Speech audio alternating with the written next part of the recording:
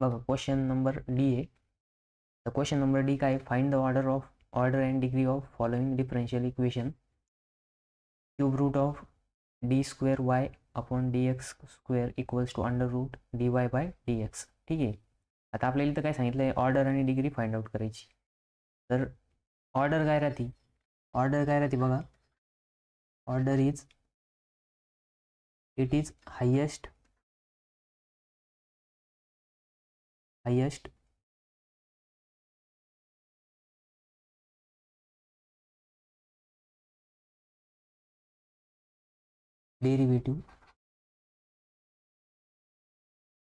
Derivative of differential equation.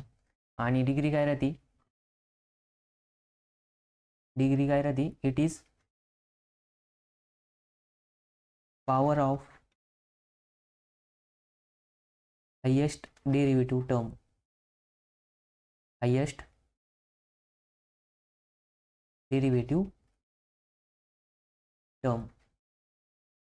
म्हणजे काय term कधी, when it is free from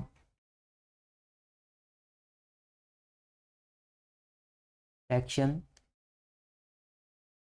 and radicals. ठीक आहे. आता बघा मी तुम्हाला याचं मिनिंग सांगतो.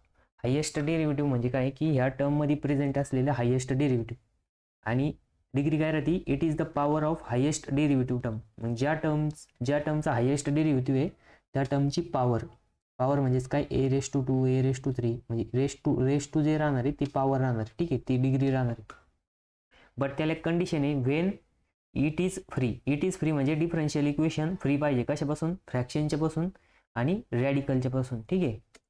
मग आता आपण हे इक्वेशन सॉल्व्ह करणार. आता सॉल्व्ह करताना बघा आपल्याला पहिले इक्वेशन काय करावं लागेल, रॅडिकल आणि फ्रॅक्शनच्या फॉर्ममधून फ्री करावं. आता बघा या क्यूब रूटमध्ये आहे आणि इथं स्क्वेअर रूटमध्ये, म्हणजे काय रॅडिकलच्या फॉर्ममध्ये. याला रॅडिकलपासून फ्री करायचं. मग आता रॅडिकलपासून फ्री करायला काय करावं लागेल, मग बघा equation as it is given.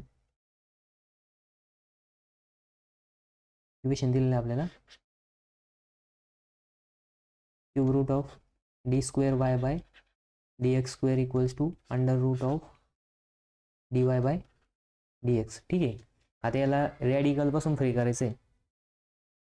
रॅडिकलपासून free करायला काय करावं लागेल, आपल्याला हे काढून टाकावं लागेल. मग आपण यालाच कसं लिहू शकतो बघा, d2y by D X square raise to 1/3.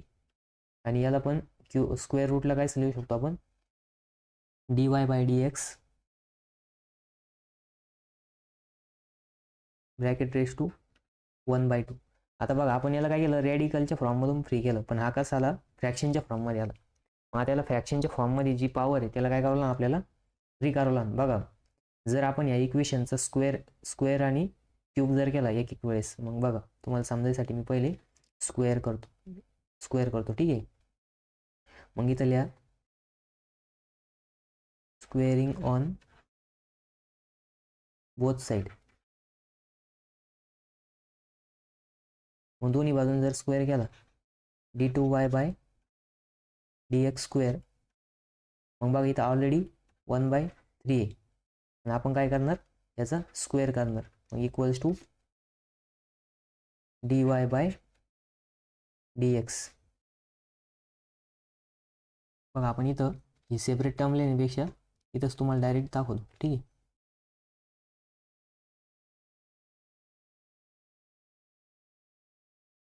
बघा आपण दोन्ही बाजूनं काय करतोय, स्क्वेअर करतोय. ठीक आहे. मग इथं हे ऑलरेडी 1/2 आणि इथं स्क्वेअर केला. ठीक आहे. मग बघा आता हा 1/2, हा 2 आणि हा 2 कॅन्सल होणार, आणि इथं हे काही कॅन्सल होणार नाही. ठीक आहे. मग इथं बघा आपण आता काय करू, इथं कॅन्सल करू. हा 2 आणि हा 2 कॅन्सल झाला. ठीक आहे. मग आता काय रिमेनिंग राहिलं, बघा काय राहिलं,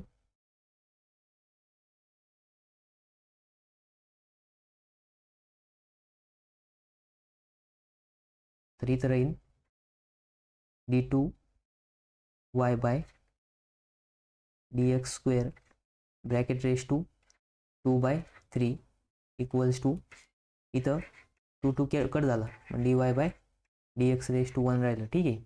मग बघा आता इथं काय आहे की आपल्याला हा थ्री थ्री म्हणजे नाही का हे करायचं, थ्री रिड्यूस करायचं आहे. मग काय करावं ना, आपण दोन्ही बाजूंना क्यूब करायचं. मग इथं लिहा एक cube on both side, both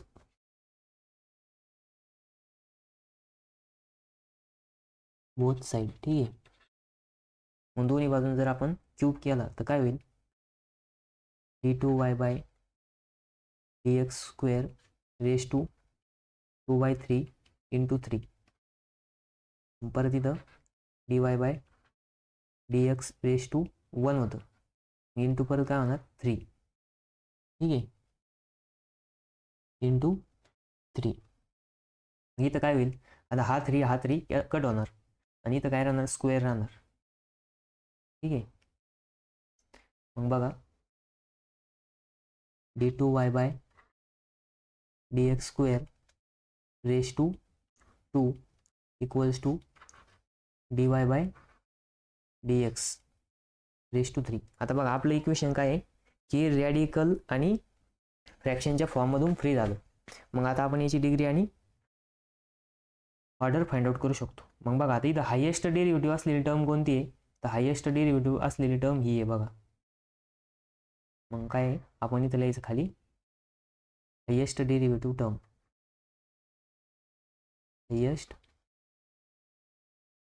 derivative term. ठीक आहे.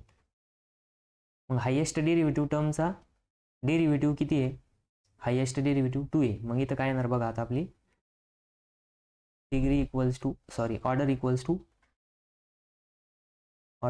Equals to 2. आणि हायेस्ट डेरिव्हेटिव्ह टर्मची पॉवर किती आहे बघा, highest derivative term power,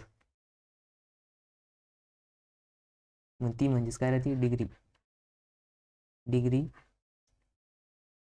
highest power ती पण 2 आहे. ठीक आहे. मग बघा आपलं फायनल आन्सर काय आलं, ऑर्डर 2 डिग्री पण 2 आली. ठीक आहे. ऑर्डर पण 2 आणि डिग्री पण किती आली, 2 आली. पण कधी 2 आली ती, आपण ज्यावेळेस ती इक्वेशन रॅडिकल आणि फ्रॅक्शनच्या फॉर्ममधून फ्री केली त्यावेळेस. ठीक आहे. वाटलं तिथं असं लिहा तुम्हाला समजायसाठी.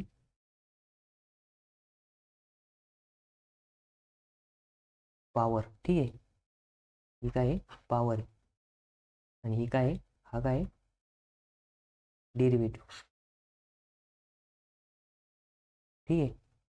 मग बघा तुम्ही जर असं सॉल्व केलं असेल, हे ऑर्डर आणि डिग्रीचं मिनिंग लिहिलं नसलं तरी चालतं, फक्त ही इक्वेशन अशी सॉल्व करायची, तिला फ्रॅक्शन आणि रॅडिकलच्या फॉर्ममधून फ्री केलं, नंतर ना ऑर्डर 2 डिग्री 2 असं लिहिलं की तुम्हाला 2 पैकी 2 मार्क भेटून जातील. ठीक आहे. आपण काय केलं तर फ्रॅक्शन फॉर्म रिड्यूस केला, रॅडिकल फॉर्म रिड्यूस केला. ठीक आहे.